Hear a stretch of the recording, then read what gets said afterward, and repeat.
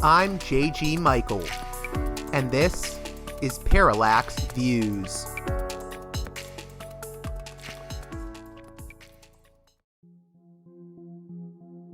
This edition of Parallax Views is brought to you by the $10 and above tier supporters of Parallax Views on Patreon.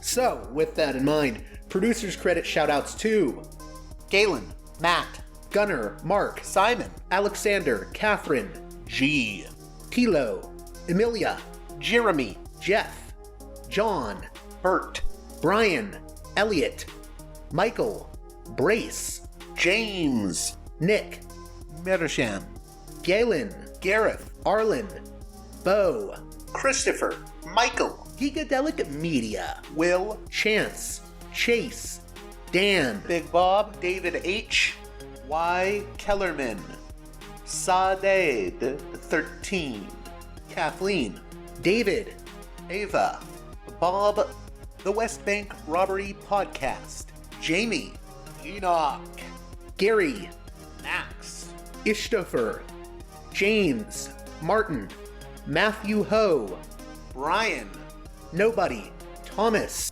and Dano. And now on to the show.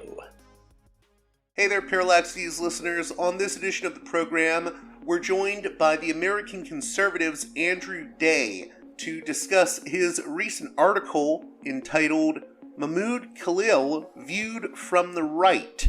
We'll be talking about the detainment of Mahmoud Khalil, the Columbia University grad student known for his pro-Palestinian activism, who has been detained by the Trump government. I think that you'll find this conversation rather interesting as Andrew comes from a right-wing perspective. And whether or not you agree with Andrew Day's views, either more broadly or even more narrowly, just in the case of this detainment, I think it's important to know what the views are of American conservatives like Andrew Day, because there is a contingent of the American right wing today that is increasingly at odds with U.S. involvement in the Middle East and want to challenge the current trajectory of the U.S.-Israel relationship. And these voices are going to have more influence in the Republican Party and the American right wing. So, I encourage you to listen to the conversation. With that being said, let's get right to it with Andrew Day of the American Conservative. Welcome to Parallax Views, a guest that I'm very interested to be having on the show. Andrew Day is the senior editor of the American Conservative and a contributing fellow at Defense Priorities. We were just talking off air. He's been on Robert Wright's show, the Non-Zero podcast, a number of times. A friend of Kelly Vlahos, who turned me on to his recent article that made me reach out to him. It was entitled Mahmoud Khalil Viewed from the Right at the American Conservative, and I think this is going to be a very interesting conversation. How are you doing, Andrew? I'm doing great. Thanks for having me on the show. So, what led you to write this article beyond, the obvious reason is we've had this arrest of a student protester, but you had a very specific angle on it. You wanted to view it from the right, and I saw that there was pushback by some elements of the right that I don't think even read the article, to be honest. So how do you view Khalil from the right? Yeah, that often happens, especially with Twitter right now when, it's so hard to put up links and promote the work so that people actually leave Twitter to go read what you wrote. So, yeah, whenever I post anything that gets pushed back, it's usually the case that the critics don't seem to have read it. As far as why I chose to write the article, I mean, obviously, this became like a hot debate. Everyone was talking about the arrest and possible deportation of Mahmoud Khalil, who, as you mentioned, is a pro-Palestinian protester who was a grad student at Columbia University. And when I was kind of reading articles about the topic, when I was scrolling my Twitter timeline to see what people had to say about it, I noticed that, a lot of conservatives were kind of treating this as an immigration issue. And so they see him as kind of this unwanted foreigner in our country who was stirring up trouble and he has no right to be here. And so Trump was right to kick him out. And then I saw, a lot of people on the left who were very sympathetic to his views on the Israel-Hamas conflict and were kind of defending him on that basis. A lot of liberals and civil libertarians were pointing out, rightly, in my view, that this was a First Amendment issue and that Mahmoud Khalil's constitutional rights under the First Amendment of the U.S. Constitution had been violated. And I do agree with that, but I felt that there was an angle that wasn't getting a lot of play. And so that I had something interesting and unique to say, I thought. And that angle was really about Israel. Because in my view, Israel and the Israel lobby, they have real undue influence over the US government. They have for decades, but it's, especially notable now, perhaps. I mean, AIPAC has done a lot to, make sure that critics of Israel in Congress don't get reelected. They pour like millions of dollars into their opponents' campaigns. And at this moment, I'm worried that Israel is dragging the U.S. into a war against Iran. That's been a goal of Benjamin Netanyahu, the prime minister of Israel, for a very long time. I'm worried that he's about to get what he wants from Trump. And it seemed to me that this connected to the Mahmoud Khalil controversy, because Mahmoud Khalil, in my view, was arrested for protesting against Israel. I mean, they are treating him as a threat to U.S. foreign policy interests. He was arrested. When he was arrested, the Trump administration invoked the Immigration and Nationality Act of 1952, which empowers the government to deport a lawful permanent resident, as Khalil is, if the Secretary of State deems him a threat to U.S. national security in some way. But to me, it's clear that what's really going on here is that the U.S. government is uncomfortable with these anti-Israel, pro-Palestinian protests. The Israeli government is very uncomfortable with them. The Israel lobby, the guy who heads the ADL, for example, has been pretty explicit in why he's uncomfortable with this, because it delegitimizes Israel on the international stage. And that's why they're trying to shut them down. That's why they're, trying to create this chilling effect. And so that's what I wanted to say in the piece. I know one big area that there's going to be pushback is the focus that you just made on Israel. Because I know there are those with concerns, and in my view, they aren't entirely illegitimate, that discussion of pro-Israel affinity groups in America can sometimes devolve into anti-Semitic tropes of Israel controls the entire United States, or the Jewish people are running everything. And I wanted to give you a chance to respond to that. Yeah, I mean, obviously, when I posted the article, a lot of the pushback that you alluded to earlier had to do with this. And on some level, I just don't care. Like, I don't think that this false anti-Semitism charge really sticks anymore.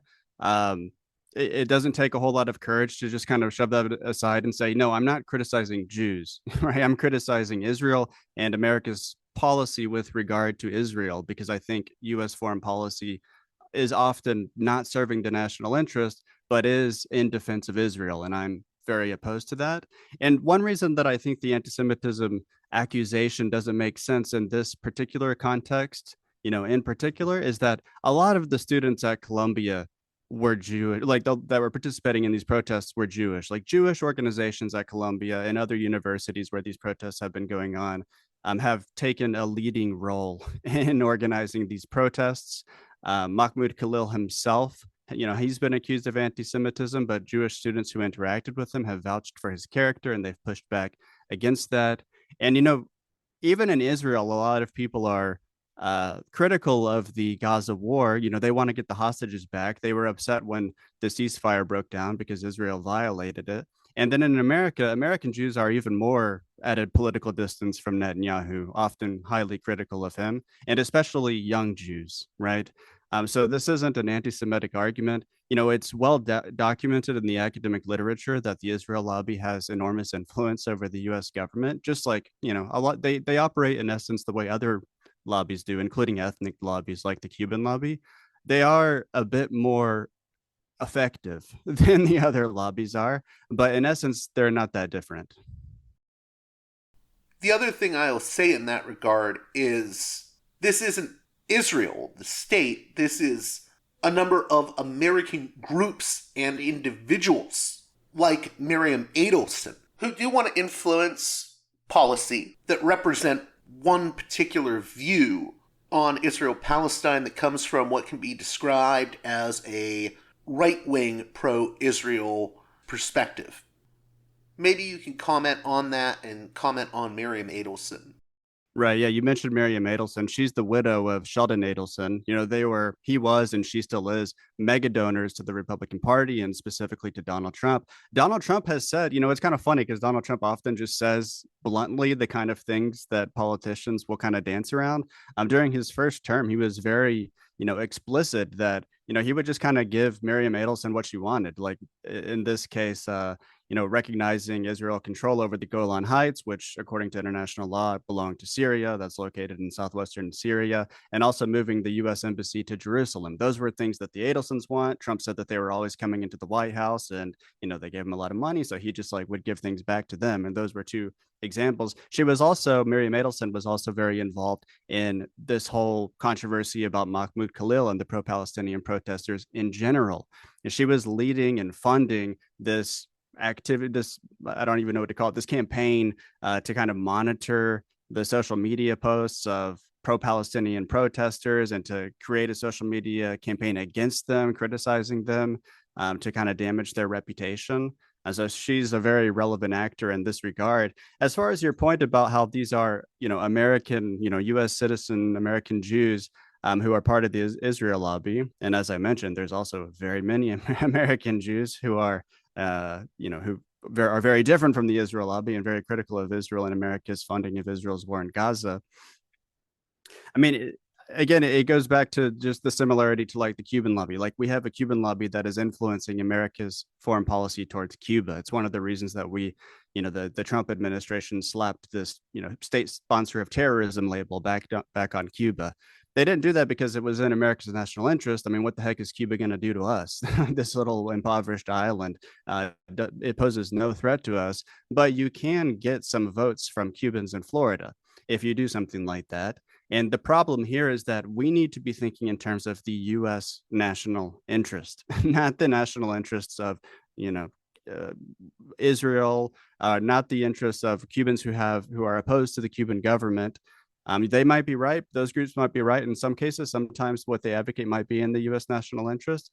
But I think, in the case of Mahmoud Khalil, it clearly wasn't because, free speech is foundational to our Republican system of government. And that constitutional guarantee can't just be thrown out the window because some people are uncomfortable with how he was criticizing Israel.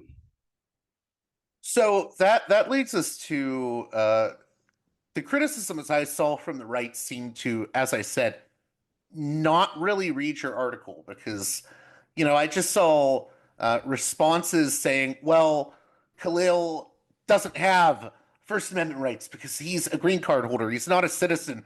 And you address all of this in Yeah. the article. Can you get into it for my listeners?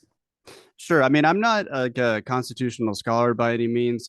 Like when I was researching this, I was, I was already aware, and then I became more aware of the fact that green card holders are, thought to have constitutional rights. Like judges generally treat them as having free speech rights. Even a tourist in America is allowed to say what they want. They can't be whisked away by the government and disappeared and thrown into some detention facility in Louisiana because they hold a protest sign or something.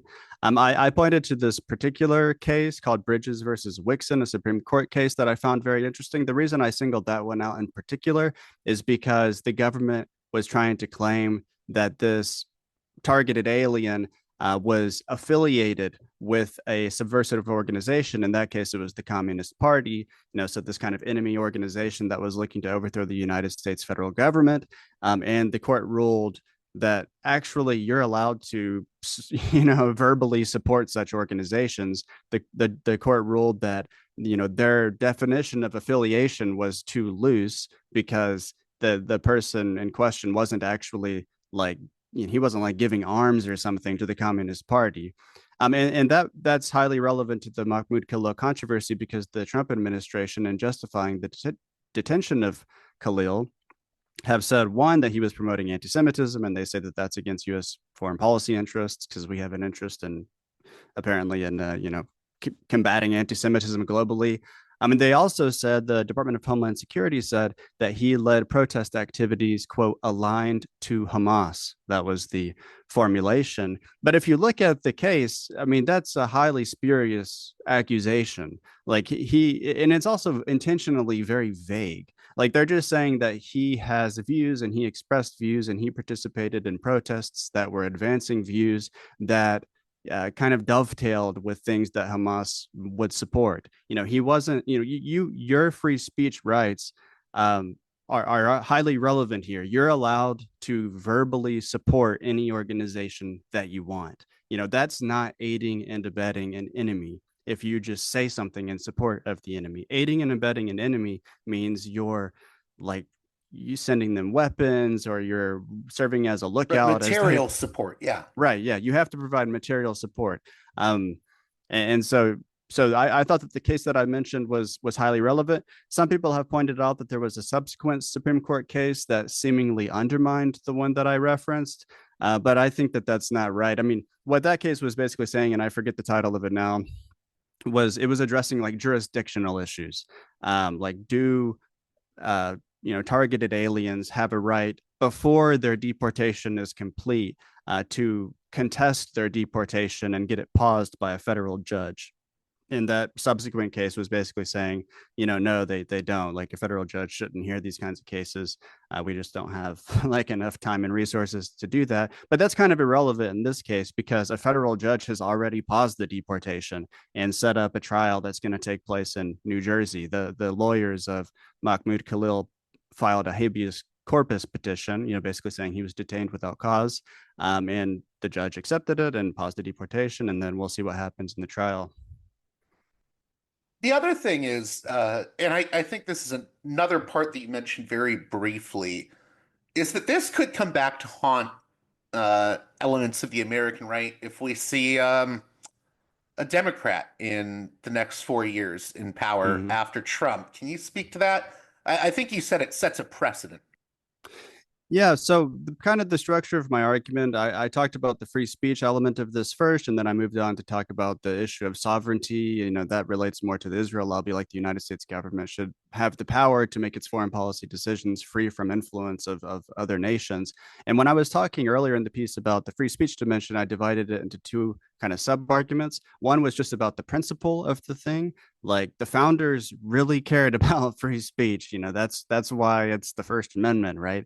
Um, and then the second sub argument was just about the kind of tactical element of this. Like, whenever we see this all the time in US politics, it's highly polarized, but the parties still kind of understand, oh, maybe I shouldn't do this because we're not going to be in power for forever. And, the other party's going to be in power after us. And if we do this now, they're going to do similar things against us. That's why the filibuster never gets nuked, because the parties eventually, they always conclude, well, we probably don't want this in the future because the filibuster is going to be useful to us when we're in the minority. Similarly here, I think the Trump administration is setting a dangerous precedent. I mean, they're going after someone. Trump has made it relatively clear that the reason that they're going after Mahmoud Khalil is because he participated in these protests. And he said that he's the first of many. And then he mentioned all these pro-Palestinian protesters. So, it's pretty obvious what's going on. And, we've seen, we saw a big crackdown on the January 6 protesters. I obviously think that was like a grave event and any state would have responded, pretty harshly to that. But at the same time, there were a lot of people who probably shouldn't have been, persecuted in such a heavy-handed way. They kind of just walked into the Capitol building. Usually American citizens are allowed to go to the Capitol building, um, or they were just sort of in the area when it happened. I mean, there's been other instances. The FBI had proposed infiltrating traditional Catholic churches for Yeah, the threat ones that had, I guess, mitigation. a pro-life view. Yeah. Yeah, I don't know exactly. I think it might have been more than just pro-life stuff, like their suspicions. But that was relevant, and the FBI also harassed pro-life protesters. Like people have gone to prison for protesting for against abortion. In some cases, there might have been some cause for that, like if there was some sort of physical altercation. But it seems like the FBI was targeting the political viewpoint in many of those cases as well. I mean, and a lot of that stuff fell flat. Like there was this pro-life activist who was, arrested and sent to jail, and then there was a trial, and then he was totally acquitted. Like it just became obvious that he shouldn't have been targeted. So conservatives have benefited from the free speech principle. Trump was in many ways elected. I mean, there's a lot of reasons that he won re-election, but one of them was free speech. Like conservatives were really concerned about efforts the U.S. government made to suppress dissident views about COVID, for example. Like that's a real thing that happened. Like that was a violation of free speech rights. It's a little different because we're talking about a private entity doing it, but it was at the behest of, in some cases, of the U.S. government. So it's a constitutional issue. And my point in the piece, when I was talking about the tactical considerations here as they relate to free speech, is that we don't want to establish a precedent that the Secretary of State can just say, oh, this person is, doing something that's bad for foreign policy interests, so let's get rid of them. Like that's ridiculous. Obviously, the U.S. Constitution does not allow that. That is way too much power for the Secretary of State to have.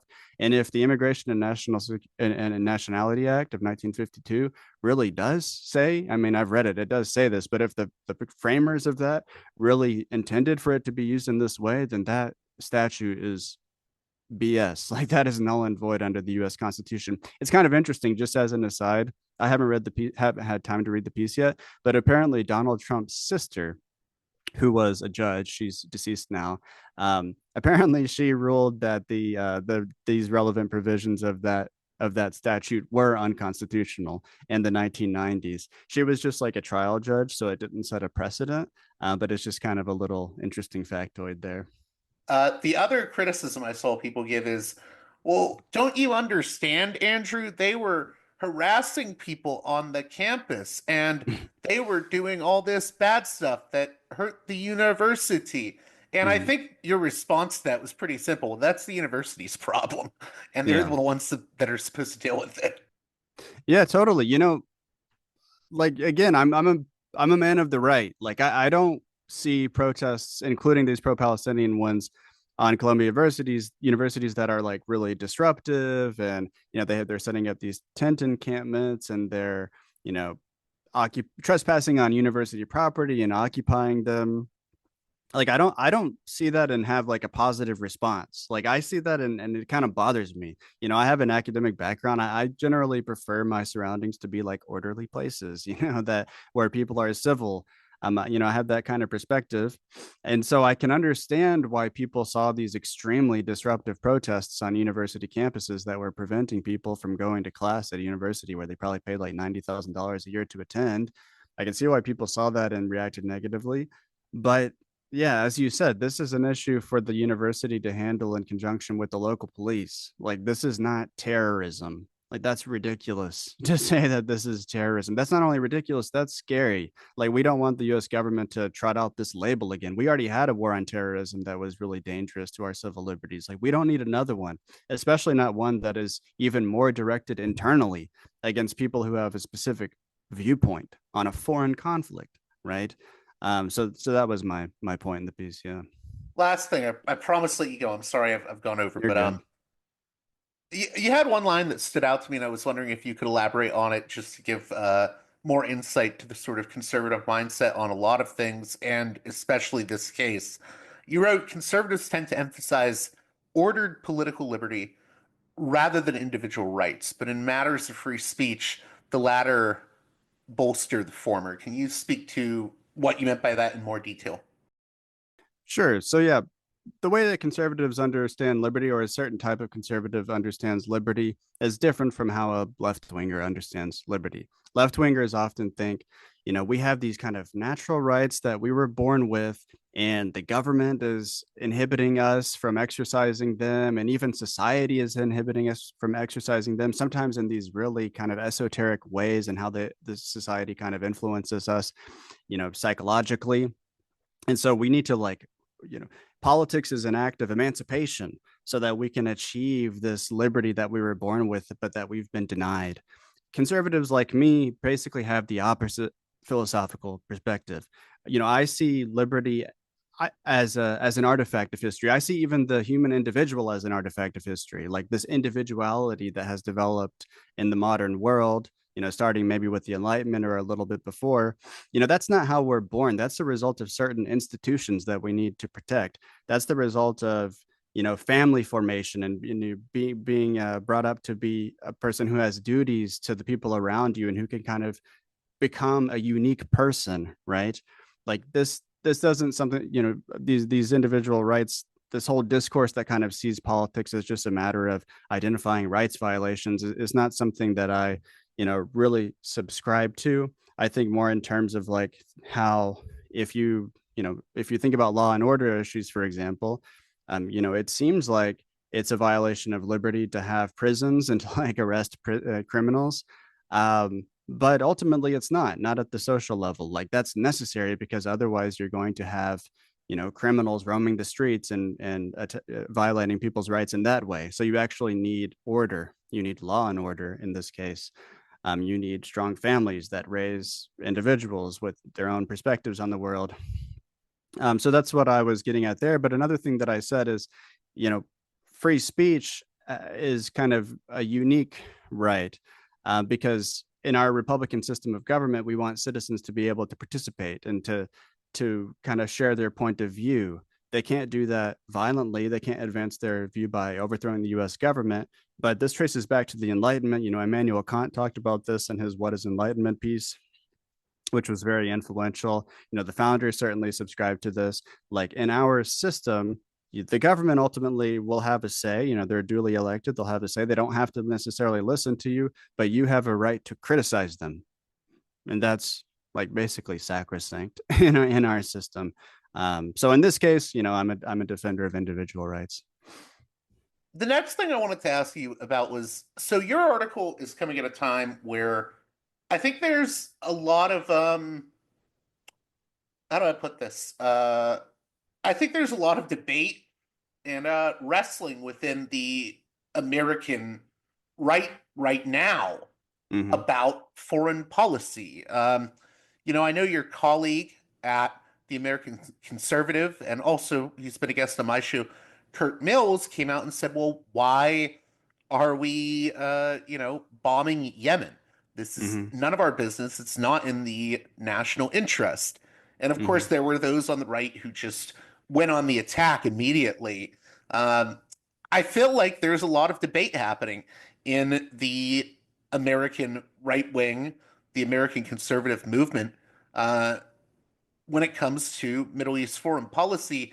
Do you think that this story of this deportation, detainment of Khalil is part of a bigger story when it comes to the American right and what the vision is going to be for the American right going forward when it comes to issues related to foreign policy and the Middle East?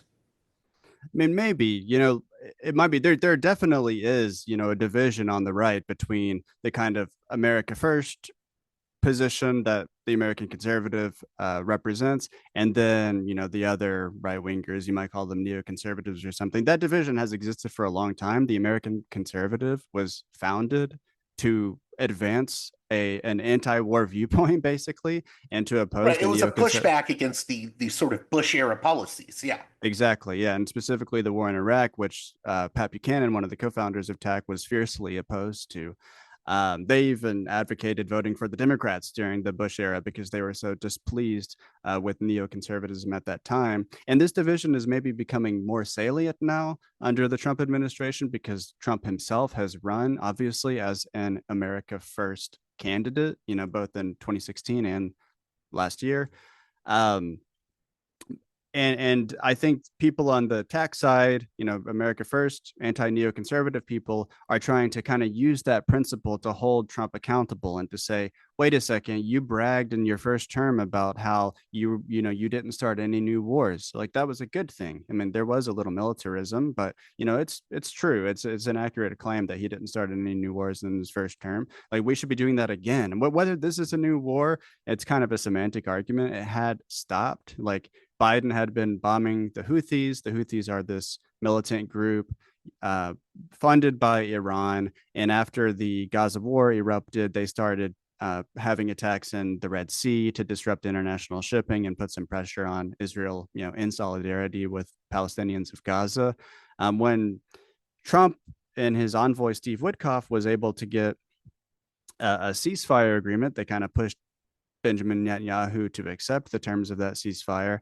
The Houthis stopped attacking the Red Sea, which shows that they're kind of rational, predictable actors. Like when the war is going strong, they're going to be attacking the Red Sea. When there's a ceasefire, they'll stop, right? And so when Israel lifted, when it reimposed a blockade against the terms of the ceasefire, the Houthis threatened to attack Israeli ships in the Red Sea. And then during that time, later Israel would just more, it would violate the ceasefire in a more like direct way by actually like reinvading and bombarding Gaza. But in between that, the Trump administration launched a campaign of airstrikes in Yemen. And so, a lot of people on my side of the right wing are really opposed to that. Some people are saying, well, this is just something that Europe should take care of because actually America doesn't have a lot of international trade that travels through the Suez Canal, which is, the trade route that is affected and disrupted by these Houthi attacks. I would see this more as an Israel issue again. I mean, if you read the Signal chat that amazingly just leaked, or that the Atlantic just reported on, that involved all these national security principles in the Trump administration. One of the things that the Secretary of Defense said when he was arguing why we should launch these attacks against Houthi-controlled parts of Yemen is that, oh, well, if we don't do it now, then Israel might do it themselves and things can get out of hand. We won't have control over the situation anymore, or the ceasefire could collapse. And I think he means that, Israel could violate it. And then the Middle East can spin out of control. So maybe we want to degrade the Houthis now. I mean, you got to notice this like kind of thing. Like, Israel is dragging us into a conflict in the Middle East. Like that's what's going on right now. They are a client state of ours. We should be able to tell them, no, keep the ceasefire that we proposed going. Because we don't want to have to deal with this mess. As far as the, how the Mahmoud Khalil case figures into this, I kind of tried to connect it to this sort of viewpoint among conservatives by pointing out that the Israel lobby is relevant to this case. Whether I succeeded, I don't know. I certainly don't represent like the official editorial line of the American conservative when it comes to Mahmoud Khalil. A lot of people on the right, probably including a lot of readers of the American conservative, don't consider him a very sympathetic figure. He was part of this coalition of groups at Columbia that described, the Palestinians in the Gaza, like I think maybe even October 7th, they described as armed resistance. And it is true under international law that, beleaguered populations who are victims of like colonial oppression have a right to armed resistance. But I wouldn't be surprised if this group that Khalil was a part of didn't kind of, wasn't very discerning and distinguishing between things that are legitimate and then a lot of stuff that happened on October 7th, which was clearly, barbaric and horrible.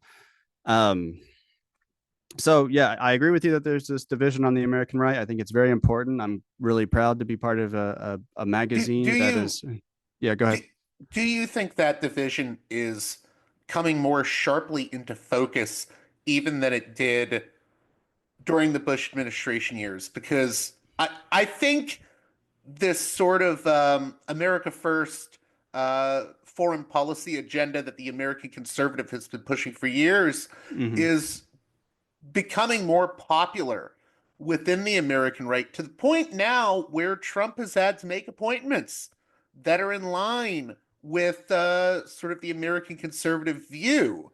Yeah. What I mean by that is, and you mentioned this in the article, Elbridge Colby, Michael Domino, and of course, a lot of right wing American pro Israel types have sought to thwart those foreign policy appointments. I feel like there is a growth in the sort of America First policy agenda on the conservative side of things. How important do you think that is to note? I think it's super important to note. I mean, during the Bush years, you're right. This division existed, but it was less salient because, I mean, the America First kind of anti-war wing of the conservative movement was like totally sidelined. You have to think back to like the surge of nationalism after 9/11, and then the particular direction in which the Bush administration took that nationalism, and then he was able to win actually the popular vote in 2004. On the wave of this nationalism that he had directed in this horrible way. Um, so yeah, we the America First. I call them. I'm saying anti-war conservatives, but maybe they're not axiomatically opposed to military intervention. They just think it should always, it's a grave thing to do, and it should be in the national interest. They've had some successes.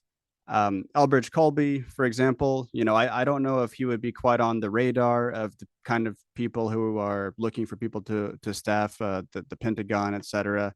If not for the successes of the America First movement. Trump himself, in 2016, clearly saw this. I mean, you said it's more popular now. I think it's always been popular. Like Americans, it takes huge propaganda efforts to get Americans to support wars for a reason. Like they were, I've what? often said, not to interrupt you, but I've often Yeah, said to people, I think the default view most Americans have, rightly or wrongly, is, well, why are we getting involved in this conflict with a faraway country? I do think that is like the default view for most yeah, Americans. And, we see how Robert Kagan cries about it every 6 months when he writes a ceremonial piece for Foreign Affairs or the Foreign Policy Journal saying, you Americans need to realize we're an empire now, and you have to fight these wars for us. And I mean, in general, I don't think the general populace doesn't think that way. yeah. I totally agree. I mean, if you look at public opinion polling before the Iraq War, Americans were basically in line with like what Europeans thought of the possibility of a war in Iraq. Like they were very opposed. There's this interesting article about threat perception in political science. I forgot the scholar who wrote it, but he talks about how there was this concerted, intentional campaign to get Americans to see Saddam Hussein as Hitler and to see him as connected to Al Qaeda and 9/11, so that Americans would support this war. And you JD Vance also actually made a point that you just mentioned in this signal chat that the Atlantic published, where he was the lone voice that was opposed to the strikes in Yemen. He said we should at least like delay this by a month, and one of the reasons he gave is I don't know how we're going to explain this to the American people, and it seems kind of discordant with the Trump administration's messaging. Like, and the American public is not going to understand why we're like launching these strikes against this ragtag group of terrorists on the other side of the world, right? So yeah, I totally agree with that. I think that this has always been the popular position, and it's a big part of the reason that Trump won. I mean, American voters tend to be more interested in domestic politics than foreign policy, but foreign policy has played a role in the recent, three elections, and Trump was able to make a name for himself on the campaign by being very bluntly critical of the Iraq War and saying Bush lied us into war. He said this to Jeb Bush, Bush's brother, on the debate stage, and that's a might even be the main reason that he kind of rose to prominence. I don't think it's the main reason most people voted for him, but it's how he distinguished himself because he's very good at recognizing this kind of thing. Maybe a better way to put what I was trying to say earlier was, I think anti-war conservatives Hmm. are gaining more political currency. I think the views were popular before, but I think it's becoming a thing that a lot of folks in DC who may not like the American conservative are going to have to reckon with, because I think this is becoming a real thing, a political view that you can't really ignore anymore. Yeah, totally. I agree. I mean, one of the reasons that they might have to reckon with anti-war conservatives is the country is so evenly split. You don't want your coalition to get fractured. Like Donald Trump in 2024, he won the popular vote by a smaller margin than Hillary Clinton did in 2016, right? So they don't have a lot of room to play with here. And one of the reasons that they should avoid wars, like the one in Yemen and the one in Iran that might potentially happen, is that it's totally going to split the right wing coalition, and it's going to make it even harder for them to win elections going forward, and it's going to give Democrats an opportunity to kind of reposition themselves as in favor of foreign policy restraint. And yeah, I think this kind of viewpoint is just generally more prominent in DC. Like we have these think tanks now, one that I'm affiliated with, Defense Priorities, which advocates realism and restraint in US foreign policy, and then the Quincy Institute, which is probably like the top dog in this respect. They've really made a name for themselves, and they've provided an outlet for people who favor foreign policy restraint to kind of get their views out there. I know, we're going a little bit over the half hour mark, but I had to ask you. You said your biggest concern is a potential war with Iran. Can you talk a little bit more about that? Because I mean, I used to say I don't think it's going to happen, just because I feel like there's been a push by the usual suspects, so to Hmm. speak, for a war with Iran just since the Bush years. But now I think we're closer than ever to something very real happening, and that's very concerning to me. And I think it should be very concerning to a lot of Americans, right wing or left wing. Yeah, like I would probably estimate that there's a greater than 50% chance that we're going to have some sort of military confrontation with Iran over the course of the next 4 years. I think this is an incredibly dangerous situation. Trump withdrew from the uh, Joint Comprehensive Plan of Action. That's the Iran nuclear deal. Trump withdrew from it in 2018. That had kind of put Iran's civilian nuclear energy program in a box. Set up a verification program to make sure that they weren't enriching uranium beyond a certain limit, for example. I mean, then when he withdrew from that because he said he wanted to get a better deal, Iran has enriched uranium to near weapons grade. There's no indication, according to intelligence agencies, that they are actively seeking to build a bomb right now. But I think it stands to reason that they might go for it at some point. I don't think that that's a ridiculous assumption. And so the pressure is high. There's a lot of political pressure. Tucker Carlson mentioned this when he recently interviewed Steve Woodcock. I don't know who Tucker Carlson's sources are, but he's like extremely well connected, obviously. And he said that he knew for a fact that there was a lot of political pressure on Trump to go to war against Iran. Trump has said that he will interpret attacks from the Houthis as emanating from Iran. I think that that's kind of dangerous because these bombing campaigns have proved pretty ineffective at getting the Houthis to stop. So if they take out an American ship, or even if they make contact with an American warship, as they almost did last year, there's going to be extra pressure on Trump to kind of do something with regard to Iran. I think if he wants, he has an opportunity to pursue diplomacy. He says he wants an Iran nuclear deal. He says he wants a deal that'll make Iran prosperous again and kind of reintegrate them into the international community. He also says that if they don't get a deal, the other option is war.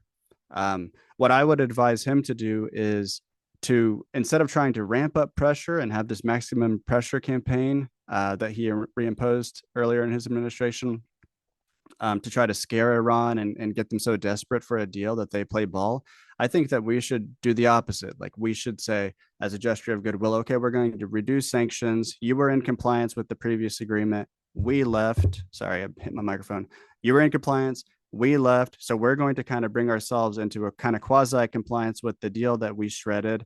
And in return, we would like for you to talk to us about your civilian nuclear energy program, because we want to make sure you can't weaponize it. Like, that's what we need to do. And if we don't do that, then I think that we're basically headed for war with Iran. And last thing, what did you think? What were the general responses to your article like, both from the right and the left? Well, I don't have a huge following on Twitter. I only have like 700 followers. So the tweet that I sent out, linking to the article, did well by my standards.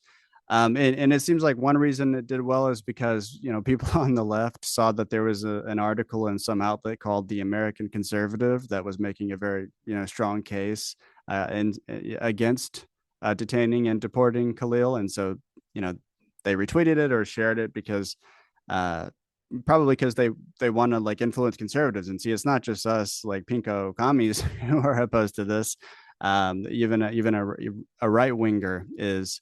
I think that was the main reason it got a lot of attention. Probably a lot of those people aren't aware that the American conservative is, even though it sounds like the most like mainstream conservative thing ever, if you just look at the title, it's got this kind of anti-war thing going on, like deep in its DNA. And then on the right, I would say it was, the reactions were pretty split. Josh Hammer kind of skewered me on Twitter.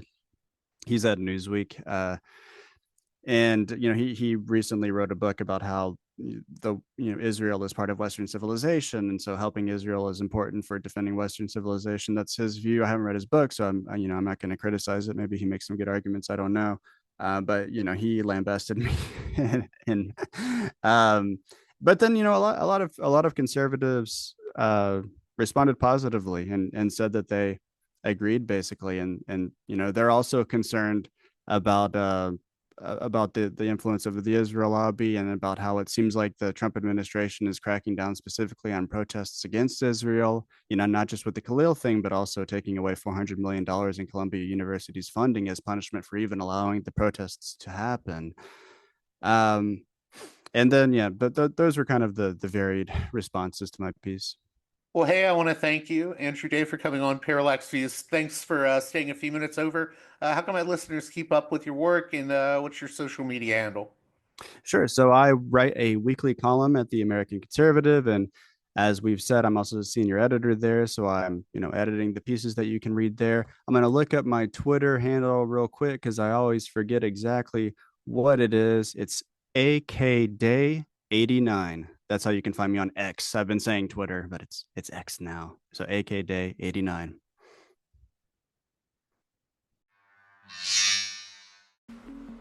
Well, that does it for this edition of Parallax Views. I hope you enjoyed the conversation with Andrew Day. And as always, if you appreciate the work here I do at Parallax Views, please consider supporting me on Patreon at patreon.com/Parallax Views. One more time, that's patreon.com/Parallax Views. And with that being said, until next time, you've been listening to Parallax Views with Parallax Views to Parallax Views with Parallax Views. The way out is not simply to say don't do it, just to prohibit. It's nothing else. If we don't do it, others will be doing it like crazy. So, we have to confront the problem. But no, basically, I know of the great anxieties, problems, new forms of control, but it's also new forms of freedom. This is why I always emphasize that internet and all this new digital stuff, it's a very ambiguous phenomenon, but it's the field of struggle. New forms of enslavement, but at the same time, new incredible forms of freedom. We have to accept the fight with no nostalgia for old, allegedly more authentic communities or whatever. I'm not afraid. I'm not afraid. I'm not afraid. I'm not afraid.